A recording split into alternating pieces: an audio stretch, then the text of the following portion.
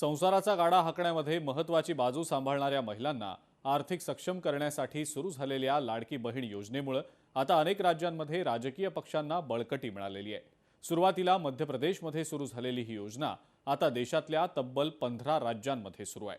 गेल्या 5 वर्षात देशभरामध्ये या योजनेसाठीचा वार्षिक खर्च 2020 मधील 1600 कोटी रुपयांवरनं 2025 मध्ये थेट 2.46 लाख कोटी रुपयांपर्यंत वाढलेला आहे।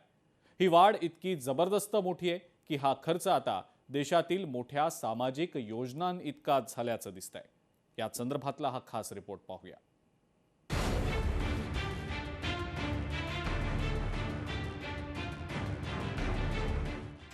लाडकी बहीण योजनेमुळे राजकीय पक्षांना बळकटी, राजकीय लाडक्या भावांना योजनेचा मोठा फायदा। लाडकी बहीण योजनेची मध्य प्रदेशात सुरुवात।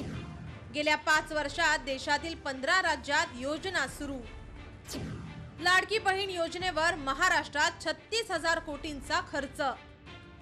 तत्कालीन मुख्यमंत्री एकनाथ शिंदे यांनी लाडकी बहीण योजनेची सुरुवात महाराष्ट्रात सुरू करून महिलांची हक्काची मते आपल्या बाजूला वळवली।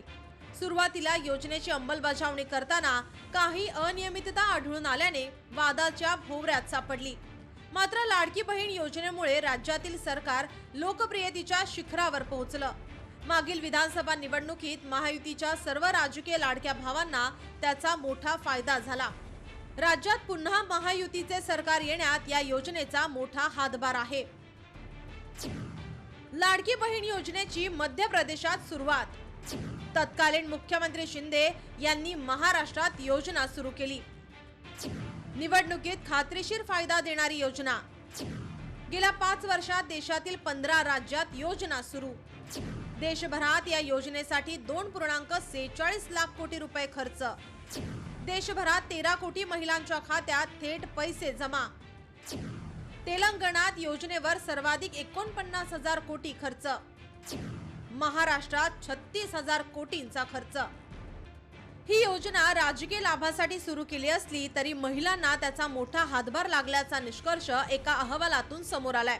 महिलांना मिळणारा हा पैसा चैनीच्या गोष्टीवर खर्च होत नाही, तर तो पैसा घर चालवण्यासाठी उपयोगात येतोय। या पैशातून घरात अन्नधान्य भरण्यावर अधिक खर्च होतोय। त्या खालोखाल कुटुंबावरील कर्जाचा भार कमी करण्यासाठी तर अनेक ठिकाणी औषधोपचार आणि मुलांच्या शाळेची फी भरण्यासाठी या पैशांचा वापर होतोय।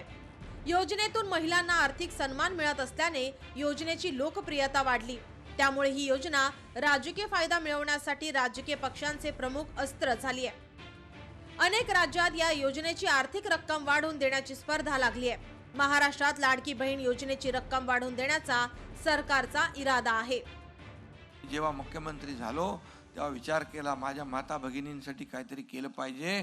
त्यामधून मुख्यमंत्री माझी लाडकी बहीण योजनेचा जन्म झाला। तुमचा भाऊ मुख्यमंत्री बसला होता, दिलेला शब्द पाळणारा हा एकनाथ शिंदे आहे आणि शब्द पाळला। लाडकी बहीण योजना सुरू झाली आणि मी तुम्हाला सांगतो कोणी माईकाला आला तरी लाडकी बहीण योजना कधीही बंद होणार नाही। त्यांच्या डोळ्यातले मला हावभाव कळतात लाडक्या बहिणींचे, माझी वाट बघत असतात। हेच माझ्यासाठी मोठं आहे। वीज, रस्ते, घर, पाणी अशा नेहमीच्या राजकीय आश्वासनांपलीकडे जाऊन आता देशभरात महिलांना उद्देशून योजना आखल्या जात आहेत। त्यामुळे महिलांचा एक नवा गट आणि महत्त्वाचा मतदार गट भारतीय राजकारणात तयार होत असल्याचं चित्र आहे। विशेषतः ग्रामीण भागात महिलांमधील आर्थिक विषमता दूर करण्यासाठी या योजनेचा उपयोग होतोय। या योजनांमुळे राज्यांवर आर्थिक ताण पडत असल्याने केंद्र सरकार अशा योजनांसाठी आता विशेष निधीची तरतूद करण्याच्या तयारीत आहे। ब्युरो रिपोर्ट, लोकशाही मराठी, मुंबई। लोकशाही मराठी ऐका, पहा, जागरूक रहा।